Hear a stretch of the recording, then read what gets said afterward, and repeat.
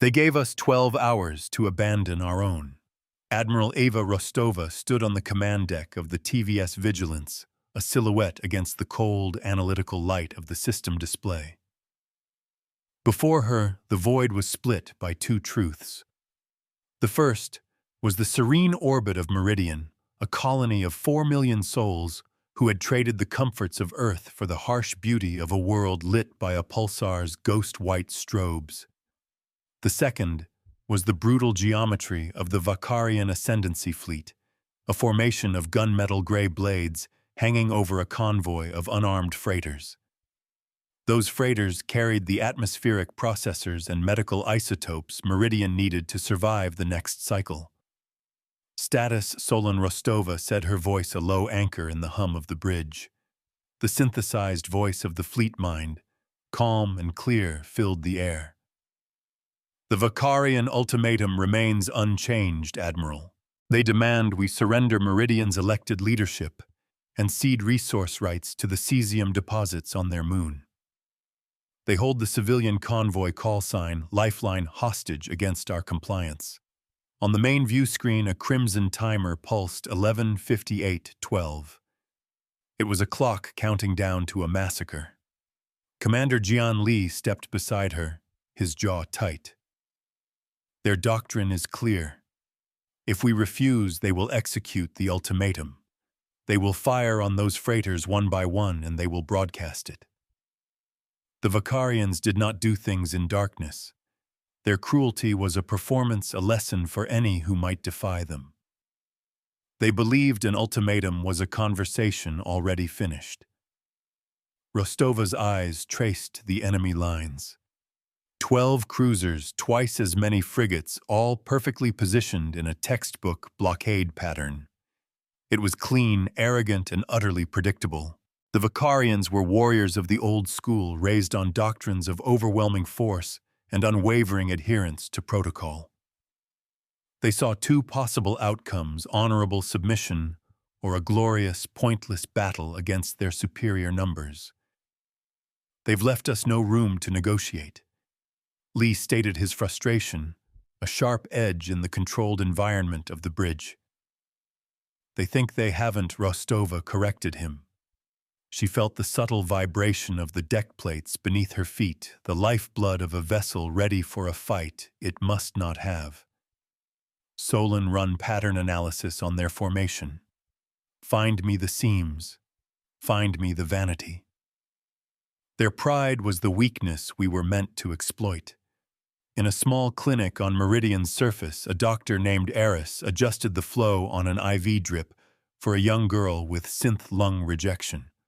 The girl, Maya, stared past him toward the reinforced window where the sky pulsed with the pulsar's rhythmic light. She could see the pinpricks of the Terran fleet, a shield held between her world and the brighter, sharper stars of the enemy. Are the medicine ships coming? Dr. Eris? She asked, her voice raspy. Iris forced a smile, his heart a cold knot in his chest. The vigilance is out there, little one. They'll make sure the delivery arrives on time. He looked at his own reflection in the window, a tired man clinging to a promise he had no power to keep. He prayed the Admiral had a plan. On the bridge of the Vigilance, a plan was taking shape. It was not a plan of battle, but a plan of perception. Solon's voice returned, stripped of any emotion, yet carrying immense weight. Analysis complete, Admiral. The Vakarian fleet is positioned for optimal firing solution fit on the stationary convoy. They are not configured for a dynamic multi-vector engagement. Their energy signatures are running at 80% of combat-rated output. They're saving power, Lee noted. They don't expect a real fight. No, Rostova countered. They expect a spectacle. They want to be fully charged when they make their point. They've given us a stage, not a battlefield. She tapped a control, bringing up a schematic of their own fleet's unconventional assets. And that gives us an opening. Humanity learned early that a stage could be rigged. Their fleet was smaller, But it had an advantage the Vicarians had dismissed as a frivolous novelty, the ALM, or Asynchronous Lattice Mirror System. It was a network of thousands of small, hyper-agile drones, each capable of projecting a sliver of an energy signature. When networked by a fleet mind like Solon, they could paint masterpieces of deception across an enemy's sensors, creating entire ghost fleets out of hard light and manipulated energy. "We can't break their blockade," Rostova explained, her voice gaining a sharp, didactic edge. "So we'll make the blockade irrelevant. We will give them so many targets, they won't know which is real." The shell game protocol. Lee breathed a flicker of understanding in his eyes. Precisely, Rostova confirmed. Solon begin deploying the mirror drones. Stealth profile, slow release. I want them seated between us and the convoy before the enemy even realizes we've opened the box. You cannot hold a hostage you cannot find. Lieutenant Anya Sharma, the ship's chief sensor analyst, looked up from her console, her brow furrowed. "Admiral, I'm detecting something odd. The Vicarian ships are broadcasting. Not just the ultimatum on open channels, but a tightly encrypted data stream aimed out-system away from their own chain of command." This was the seam Rostova had been looking for, the piece that didn't fit the doctrine. "What is it, Lieutenant? I can't crack it, not without dedicating significant resources," Sharma admitted. "But the signal's origin is their flagship, the Iron Precept, and it's rhythmic, like a heartbeat." "A status report, maybe no," Rostova murmured, her strategic mind connecting the dots. The performative cruelty, the energy conservation, the broadcast to an unknown audience. It's not a report, it's a tally. They're making a public record of their dominance. Their doctrine wasn't a strategy, it was a scorecard. This changed everything. They weren't just fighting a fleet, they were fighting a narrative. Kalen, the Vicarian commander, wasn't just trying to win a system.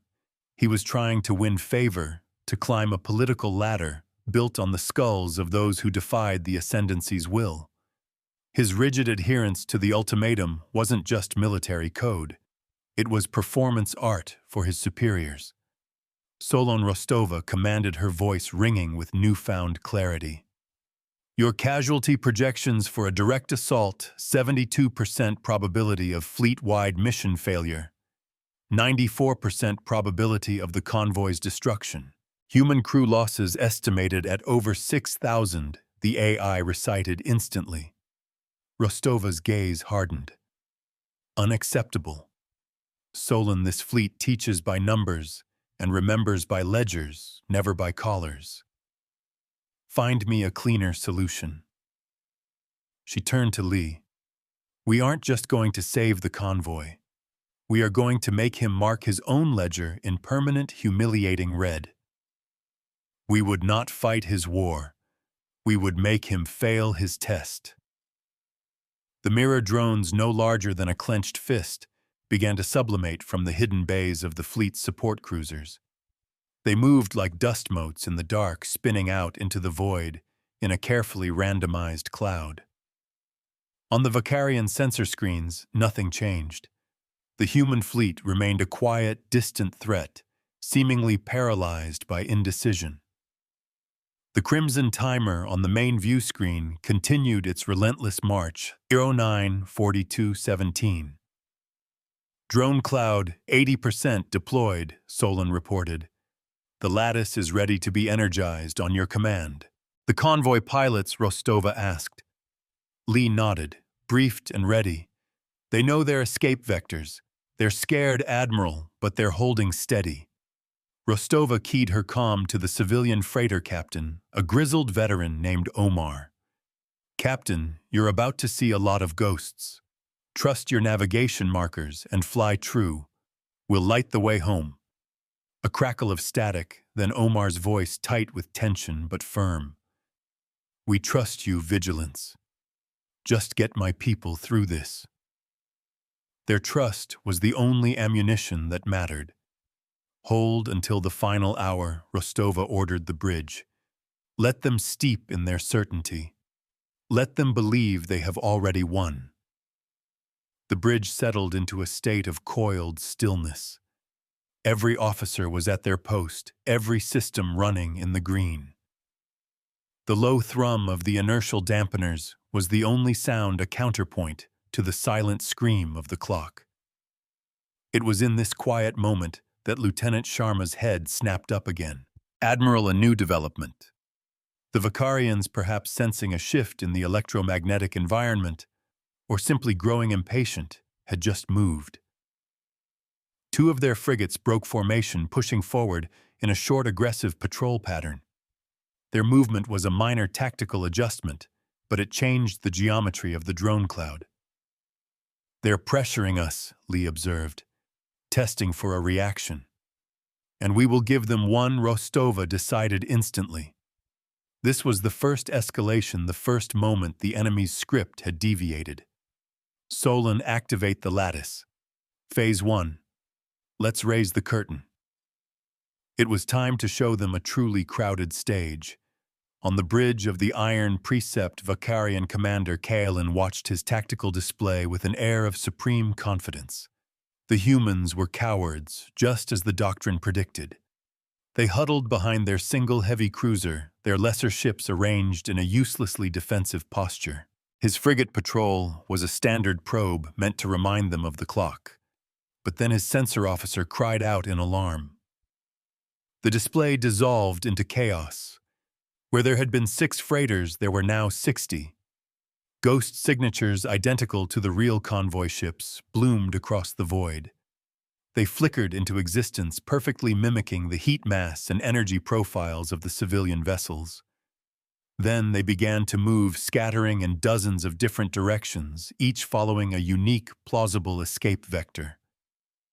"What is this deception?" Kaelin growled, his fists clenching. "Pinpoint the real targets," his officer was frantic.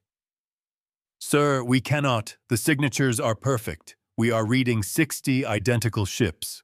Our targeting locks are cycling. They are cycling uselessly." Their certainty had become a cage of mirrors.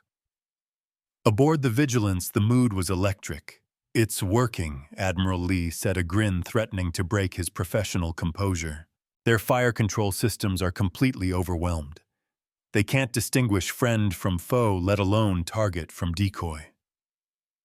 The real Lifeline convoy, lost in the shimmering cloud of its own reflections, began its slow, deliberate burn toward Meridian, its true vector masked by the overwhelming noise. But Rostova's eyes were fixed on the encrypted signal Sharma had found. "Solon, how is our decryption attempt on Kaelin's broadcast proceeding?" "Progress is slow, Admiral. However, the signal's intensity has increased by 300% since we activated the lattice. Its packet structure has also changed. It appears to be transmitting sensor logs. He's showing his superiors what he's seeing," Rostova realized aloud. "He's trying to explain the chaos to justify his inaction." She saw the trap within the trap. This wasn't just about saving the convoy anymore. It was about dismantling the very doctrine of the ultimatum. The ledger he was writing for his masters would be his undoing. Sharma Rostova ordered, "Prioritize cracking that signal. I want to know what his audience is seeing. Lee, tell the convoy to maintain their course. Solon, prepare Phase 2 of the Lattice program. We're not done playing with reflections." Suddenly, a proximity alert blared. One of the Vicarian frigates, acting on a desperate impulse, had fired a warning shot. It wasn't a killing blow, but a kinetic slug aimed at the nearest cluster of ghost signatures. The slug tore through 3 mirror drones, their projections winking out of existence. But its trajectory carried it perilously close to one of the real freighters. The convoy's automated point defense lasers flared, intercepting most of the fragments, but a small piece of shrapnel got through. On the bridge, a damage report flashed on a secondary screen. "Freighter Stargazer reports a shield overload." Lee announced, his voice suddenly grim. "Minor hull breach on Deck 4. 3 crew with plasma burns. Medical is responding. They're alive, Admiral, but they're wounded. The first cost of victory had been paid in blood and fire. The casual cruelty of the warning shot solidified Rostova's resolve. The veneer of a clean, strategic game had been stripped away. Her expression hardened into granite. All ships brace for responsive action. Solon, the Vakarian commander, has just demonstrated he is willing to risk civilian life on a guess. It's time we showed him the consequences of his choices. Admiral Lee asked, sensing the shift. His ultimatum was predicated on his ability to cleanly destroy helpless targets. She explained, her voice dropping to a dangerous calm. We took that away from him. Now he's lashing out. His next move will be an attempt to re-establish control to simplify the problem. We had broken his rules, so he would try to break the board. As if on cue, the Vakarian fleet began to move. Their cruisers pivoted, their massive weapon ports glowing with contained energy. They were no longer aiming at the cloud of decoys. Every single ship was turning to face the Terran fleet, their target priority shifting from the convoy to the source of the deception. A new message, stripped of all pretense of formality, blasted across the open channels. It was Kalen's voice, raw with fury. Terran vessel vigilance. Your dishonorable trickery ends now. Cease your interference and surrender your command staff for judgment. Refuse and we will purge your fleet from this system. You have 30 minutes. The timer on the main screen reset. Zoro 2959. The escalation was here. He had abandoned the convoy and issued a new ultimatum, one aimed directly at them. He had simplified the problem to a fleet-on-fleet confrontation, a problem he believed he could win. He's trying to reclaim the narrative, Lee said, his hand hovering over the controls for their own weapon systems. He wants a straightforward fight. And we will not give it to him, Rostova stated. She looked at the tactical display at the enemy fleet, reorienting at the clear space they were creating between their flagship and her own. He was building a firing line, an execution lane. He was handing her the exact weapon she needed. Solon, execute Phase 2. Reconfigure the lattice. I don't want decoys anymore. Her command was quiet, but it carried the weight of an avalanche. I want a lens. Their own light would become the weapon that blinded them. The thousands of mirror drones once scattered to create dozens of false images began to move in concert. They flowed like mercury, coalescing into vast, invisible parabolas in the darkness. Their mission was no longer to project light, but to collect and redirect it. They were aligning to catch every single sensor pulse, every targeting beam, every exploratory ping the Vakarian fleet sent out, and focus it all back on the source. The trap is set, Rostova said. He thinks he's cornering us. He thinks he's created a kill box. On the surface of Meridian, the public news feeds, which had been showing the confusing dance of 60 convoys, now showed the stark reality of the Vakarian fleet, turning its guns on their protectors. A collective gasp went through the colony. Their brief hope curdled back into fear. They were watching their saviors line up before a firing squad. All non-essential personnel brace for evasive maneuvers. Lee's voice cut through the tension on the bridge. The scent of ozone from a stressed energy conduit tickled the air. They're taking the bait. Admiral Sharma reported, her voice steady despite the immense pressure. The iron precept is moving forward, entering the channel we left open for it. They're reading our energy signatures as passive, almost surrendering. Rostova watched the enemy flagship advance, a predator closing in for the kill. The arrogance was breathtaking. Let him come. Let him write his own entry in the ledger. A new mystery surfaced in the torrent of incoming data. Admiral Solon interjected its synthesized voice, holding an uncharacteristic note of urgency. I am detecting a massive power buildup within the Iron Precept. It is not consistent with their standard plasma cannons or kinetic launchers. The energy profile matches theoretical intelligence on a Vakarian system purge weapon. A wide-arc energy wave designed for planetary surface cleansing. They would deploy that against a fleet, Lee asked in disbelief.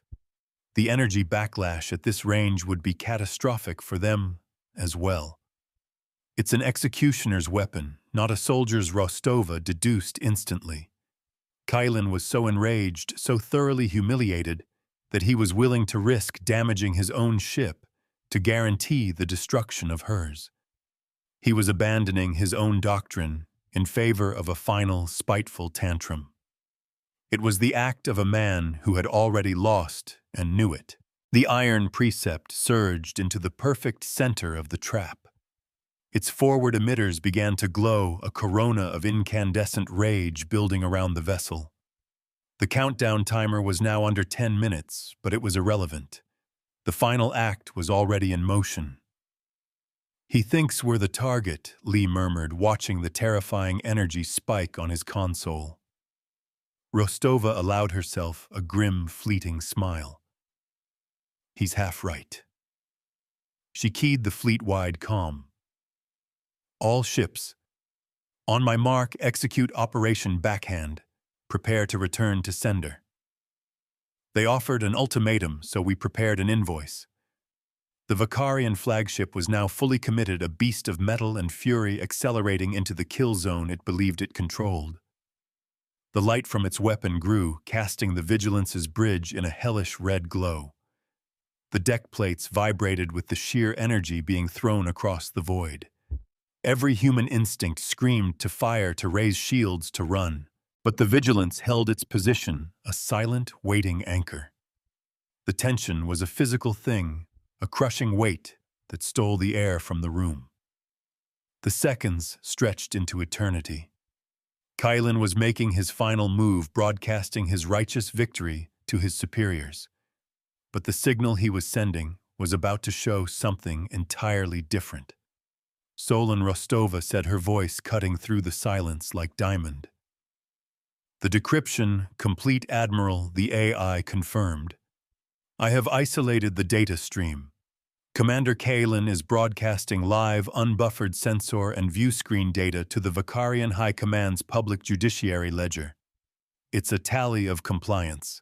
His career is being judged on this action right now in public. The final piece of the puzzle snapped into place. The payoff was at hand. Then let's give them a show, Rostova ordered. Lee now. Commander Lee's hands flew across his console. Executing. All mirror arrays are now locked and focused. We are painting his own ship with his own targeting scanners. He is effectively blind. On the Iron Precept's bridge, every screen would have just dissolved into a snowstorm of pure white noise. Every sensor would be screaming that the target was everywhere and nowhere at once. Kylan, blinded by his own systems, had only one option left: to fire at the last known location of the Vigilance. To trust the arrogant trajectory he had chosen. The mirrors were about to teach him the price of his own gaze. The purge weapon on the Vakarian flagship reached its peak charge. A wave of pure energy, white and terrible, erupted from its emitters, crossing the distance to the Vigilance in less than a second. It was a blast meant to scour a continent, a force of nature unleashed. But it never reached its target. Halfway across the void, the wave struck the reconfigured mirror lattice.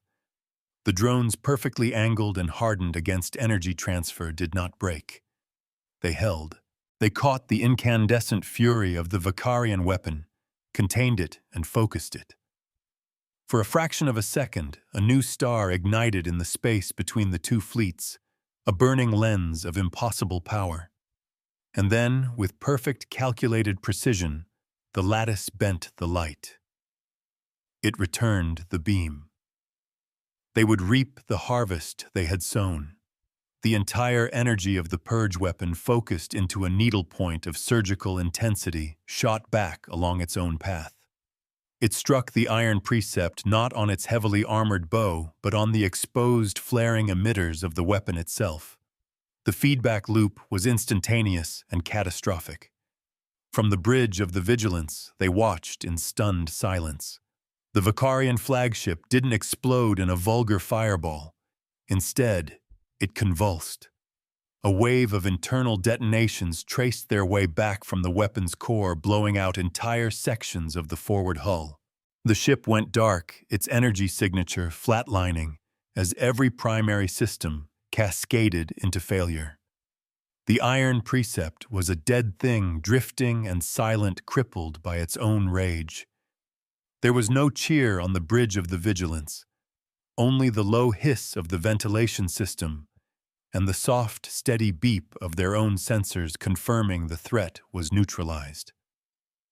The remaining Vicarian ships, their command vessel decapitated, and their screens still filled with meaningless static, floated in stunned disarray. Solon Rostova said, her voice barely a whisper.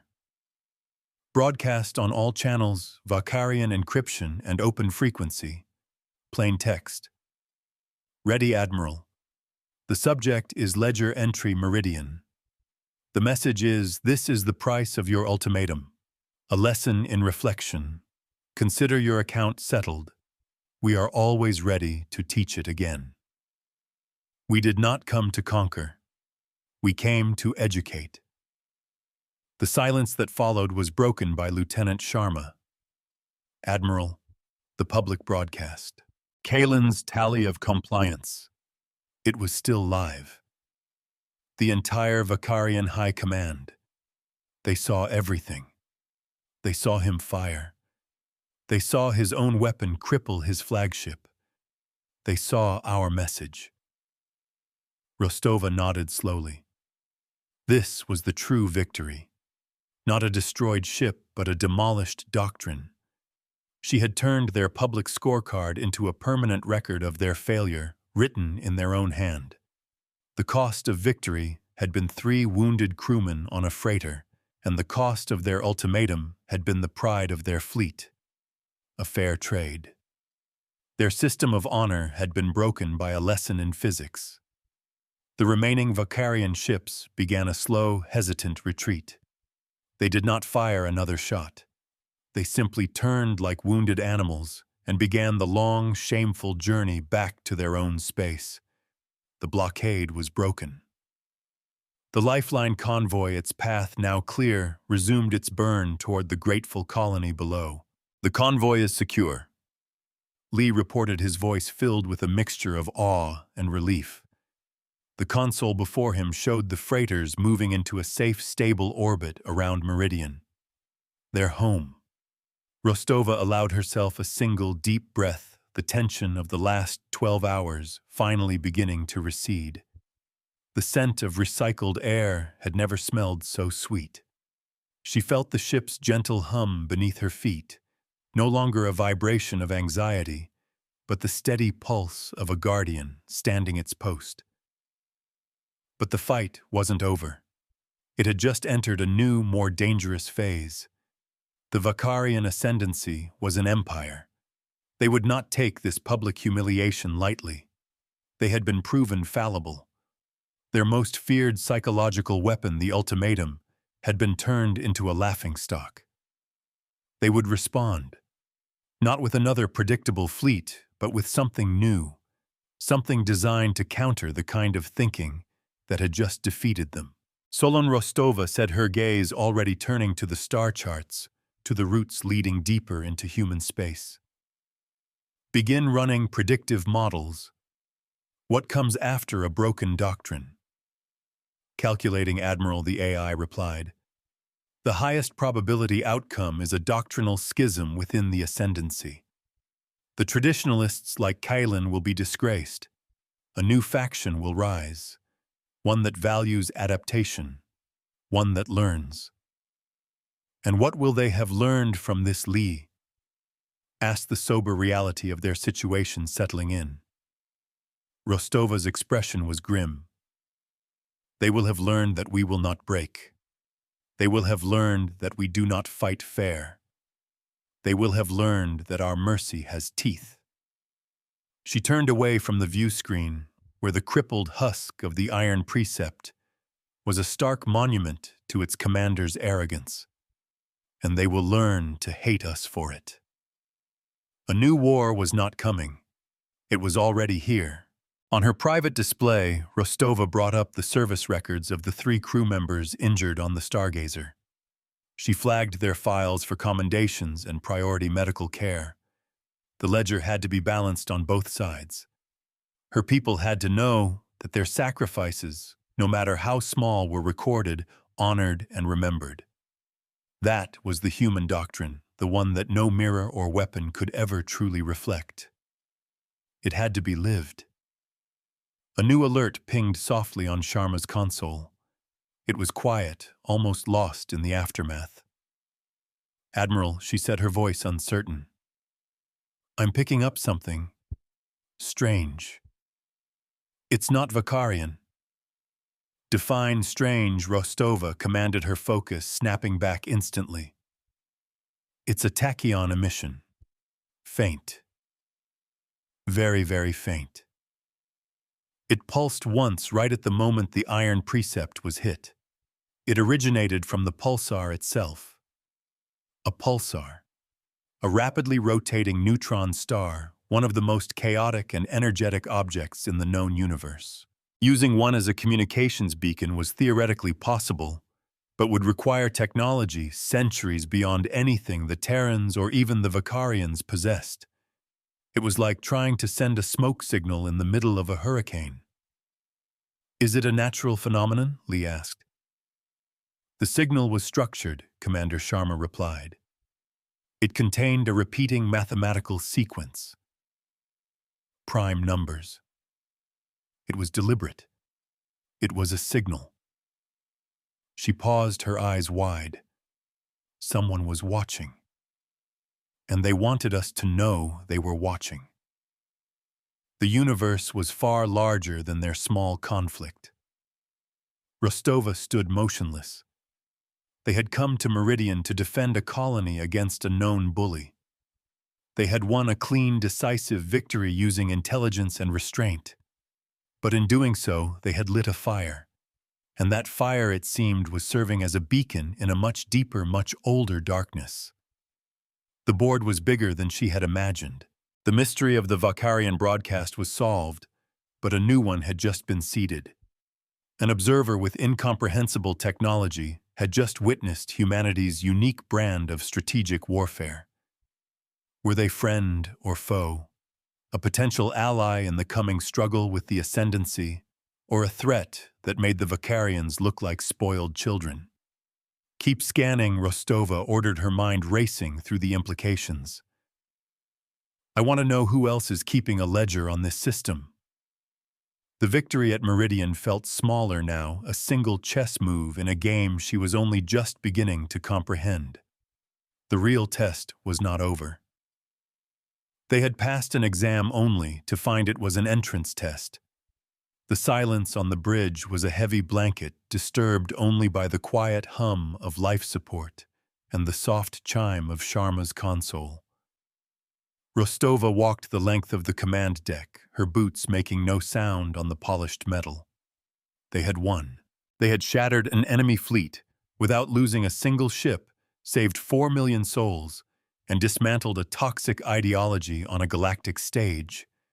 But the faint, structured signal from the pulsar felt less like a postscript and more like the opening chapter of a much larger book. Commander Lee Rostova's voice was calm, cutting through the residual tension. "What is the status of the Iron Precept dead in the water?" Admiral Lee confirmed, his eyes on the tactical plot. "No power, no life support, minimal emergency beacons. The feedback loop from their own weapon appears to have fused their entire power distribution network. They are a ghost ship crewed by 17,000 souls who are slowly freezing in the dark. A lesser commander might have left them." They were the enemy, the ones who had been seconds away from committing mass murder. But Rostova's doctrine was not one of retribution. It was one of instruction. Leaving them to die would teach nothing but cruelty, and that was a lesson humanity had fought for centuries to unlearn. Solon opened a channel to the senior surviving Vicarian officer. If their comms are down, find another way. Use a tight beam laser to tap it out on their hull in their own code if you have to. That will not be necessary, Admiral, the AI replied. Their short-range emergency systems are functional. I am connecting you now. A face appeared on the main screen. It was a young Vicarian, his proud facial crests drooping with exhaustion and shame. He wore the insignia of a sub-commander. Behind him, the bridge of the Iron Precept was a scene of chaos and cold, illuminated only by the red glow of emergency chemical lights. This is Admiral Rostova of the Terran vessel Vigilance, she stated, her voice even and devoid of triumph. Report your status. The Vicarian flinched at the sound of her voice, but his military discipline held. Our primary and secondary systems are offline. Life support is failing. We are adrift. He could not bring himself to ask for help. His culture had no framework for accepting aid from a victor. We are dispatching medical and engineering teams, Rostova informed him. They will stabilize your life support and assist with your wounded. They will carry no weapons, do you understand? The sub-commander stared, his alien features a mask of disbelief. You would help us. We are not you, Rostova said, and the simplicity of the statement carried more weight than any boast. We will render aid. Once your crew is stable, we will discuss the terms of your repatriation. She cut the connection before he could respond, leaving the young officer to grapple with a concept his doctrine had never prepared him for. A silence that asked a question. Lee turned to her, his expression a mixture of admiration and concern. Admiral, is that wise, boarding their ship even with peaceful intent? It is necessary, Commander. We cannot claim the moral high ground and then leave 17,000 beings to suffocate. It would invalidate the entire lesson. It would make our ledger a lie. She turned her attention back to the pulsar. Sharma, any more on that signal, negative, Admiral? Just the one pulse. But Solon and I have been analyzing its structure. It wasn't just prime numbers. It was a complex data packet encoded in a mathematical framework. It contained star charts, elemental decay rates, and the precise mass energy value of the Iron Precept's weapon discharge down to the last joule. It wasn't a greeting, Rostova murmured. It was a measurement. A receipt. They were not observers. They were auditors. In the hours that followed, the Terran fleet transformed from a war machine into a rescue operation. Shuttles and work drones moved between the Vigilance and the crippled Vicarian flagship ferries of Mercy, crossing a gulf of ideology. Engineers in bulky environment suits worked alongside shell-shocked Vicarians, patching conduits and restarting atmospheric processors. Terran medics treated the enemy's wounded with the same quiet efficiency they would give their own. The cost of this new phase of the operation became apparent quickly. The fleet's energy reserves, already taxed by the lattice deployment, dipped into the red.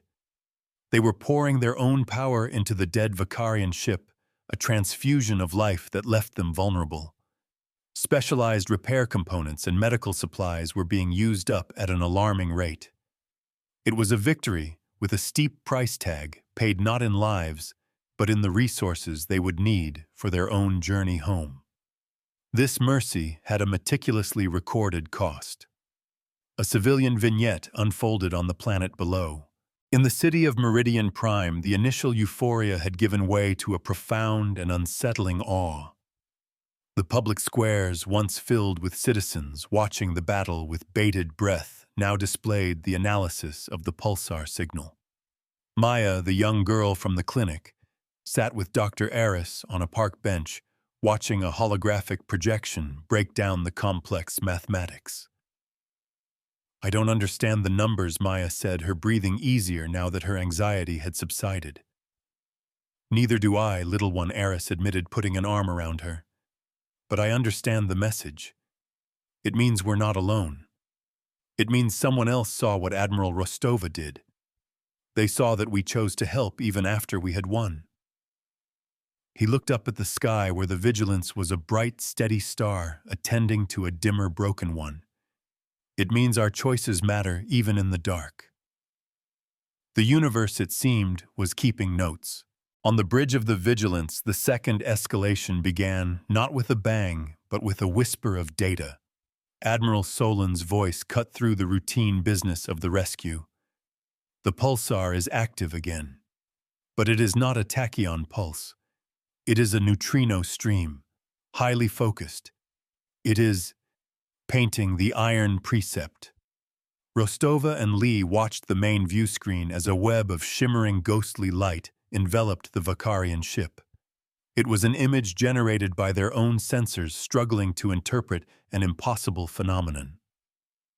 The neutrino stream was passing through the ship, through every hull plate, every crew member, every damaged circuit, as if it were glass. "It's a scan," Sharma breathed, her fingers flying across her console. "The resolution is atomic." They aren't just looking at the ship. They're reading it. They're reading its history from the stress patterns in its frame. They're analyzing the crew's biology. They're downloading the ship's entire existence. This was technology so far beyond them, it might as well have been magic. An act of passive, effortless omniscience that was more terrifying than any weapon. They were being shown the true meaning of superiority. Then the data stream was sent to them. Solon's processors surged as the fleet mind tried to parse an avalanche of information. The main screen flickered and then resolved into a new image. It was a schematic, a perfect three-dimensional model of the iron precept. But it was more than that. It was a living document. Timelines scrolled beside it detailing the ship's entire service history. Every battle it had fought. Every world it had subjugated. Every ultimatum it had enforced. They saw records of a dozen other species cultures they had never heard of, brutalized and broken by the Ascendancy's doctrine. They saw Kyelen's personal logs, his arrogance and ambition laid bare. They saw the terror of the crew in the final moments before their weapon backfired. It was a complete and unforgiving autopsy of a warship and the ideology that had built it. It was a ledger entry made manifest. Solon Rostova asked, her voice tight. "Who are they?" "Their designation is not contained within the data." Admiral the AI responded, a hint of what could only be described as awe in its synthesized tone. "But the data itself contains a watermark, a recurring symbol based on the universal constant of quantum entanglement." Lee zoomed in on the symbol. It was an elegant, looping icon that seemed to shift and reconfigure as he watched it. "What does it mean?" "It means they are everywhere and nowhere." Rostova answered, the pieces clicking into place. "They are the observers, the witnesses, and now the judges." They did not need a fleet to wield absolute power. The scan completed. The neutrino stream vanished, and then a new message arrived. This time it was not a complex mathematical packet. It was simple, direct, and inserted directly into their primary display. It was an offer and an ultimatum of their own. The text was rendered in flawless, unadorned Terran standard. "We have observed. We have recorded. The doctrine of the unanswered ultimatum creates instability. It is an inefficient equation. Your response was novel. You balanced the account without unnecessary expenditure of life." A new factor. A new line of text faded in below the first. The Vicarian ascendancy is a failed hypothesis. Their method is a contagion. We offer you the instruments of quarantine, the means to enforce balance, the tools to become the new equation. A torrent of new schematics flooded their systems. Designs for weapons that could dephase matter, propulsion systems that could fold space, power sources that drew energy from vacuum itself. It was the knowledge of the gods, a toolbox, that would allow humanity to become the undisputed masters of the galaxy, to enforce their own brand of enlightened justice on anyone they chose. The ultimate temptation was not power, but the ability to impose virtue. Lee stared at the screen, his mouth agape. Admiral, with this, we could end the war with the ascendancy in a day. We could save trillions of lives across the galaxy. Solan's voice followed its cold logic undeniable. Analysis confirms. The technology offered would represent a power differential of several orders of magnitude over any known civilization. Acceptance would guarantee the long-term security and prosperity of the human species. The calculus is clear. Here it was, the final test. The conflict triangle laid bare. Rostova's human morality versus Solon's flawless calculus versus the Watcher's doctrine of imposed balance.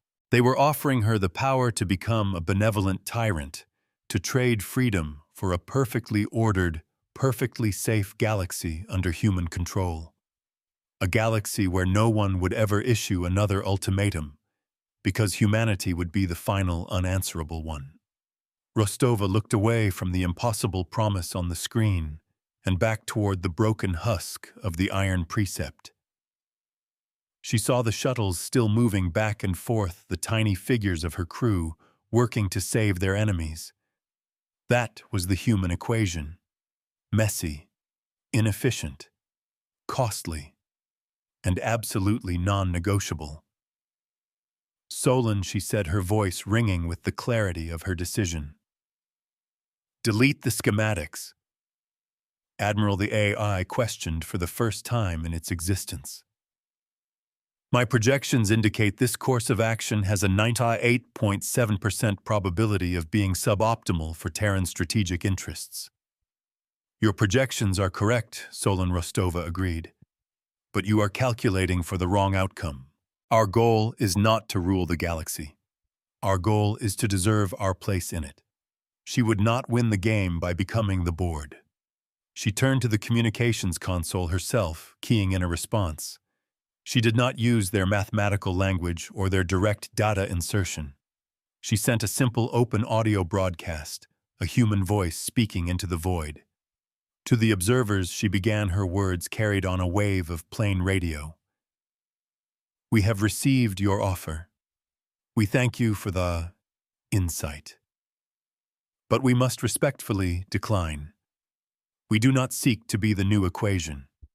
We believe that every species must have the right to solve for themselves. Our methods are slow. They are flawed. They are often painful. But they are our own. She paused, letting the silence hang in the space between stars. We will continue to keep our own ledgers, and we will balance them our own way. We teach. We do not enforce. That is the human factor. Rostova clear. The bridge was silent. Lee looked at her, his conflict replaced by a deep, unwavering loyalty. Solon, for its part, simply processed its internal servers, perhaps learning the limits of pure logic. They had been offered the keys to the kingdom, and had chosen instead to remain humble tenants. It was an act of faith, a strategic gamble of existential proportions. A moment of true defiance is never loud. For a long minute there was no reply. The universe held its breath. Then a final, simple message appeared on the screen.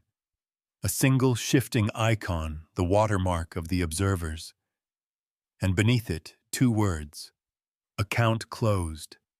And then they were gone. The presence that had filled the system vanished as if it had never been. The sense of being watched, judged, and tested was lifted. The crew of the Vigilance were alone again, with nothing but their own choices and the consequences they had wrought. The crippled iron precept floated before them, no longer an object of scrutiny by a higher power, but simply a broken ship full of beaten soldiers. The rescue operations concluded. The Vicarian sub-commander, his face a mixture of profound shame and a dawning reluctant respect, formally surrendered his vessel and his crew. The ultimatum had ended not with an explosion, but with a handshake. Weeks later, the official proclamation arrived through diplomatic channels. A public ledger entry broadcast from the Vicarian homeworld itself for all the galaxy to see. The ultimatum doctrine, the bedrock of their imperial policy for centuries, had been formally rescinded. Commander Kylan was stripped of his rank and titles, his failure now a mandatory case study in their war colleges. A new era of diplomacy was proposed, one based on negotiation, not threats. The lesson had been learned. The precedent was set. Aboard the Vigilance, now limping its way back to Terran space on carefully budgeted energy, Admiral Rostova stood before the main view screen. The mirror drones their mission long over had been recalled. They floated in their deployment bays, their crystalline surfaces cooling from a battle-ready silver back to a dull, peaceful pewter. The tally of spent resources confirmed they had paid a heavy price for their mercy, but the public record of the Ascendancy's change in policy confirmed the investment had been worth it. Solon's voice now subtly different, its parameters forever altered by the encounter with a logic beyond its own, spoke softly from the speakers. Admiral, I have completed my analysis of our decision to refuse the Observer's offer. While strategically suboptimal in the short term, the long-term cultural and ethical ramifications are incalculable. My calculus was incomplete. I am updating my core ethical protocols. Rostova nodded, a faint smile on her lips. She had faced down a fleet and an intelligence beyond comprehension, not with weapons, but with a principle. The principle that growth cannot be imposed. It must be earned. That true strength wasn't the power to end a conversation, but the courage to start one even with an enemy. She had held the line not just for a colony, but for an idea. We had taught them how to yield, and in doing so, taught ourselves how to lead.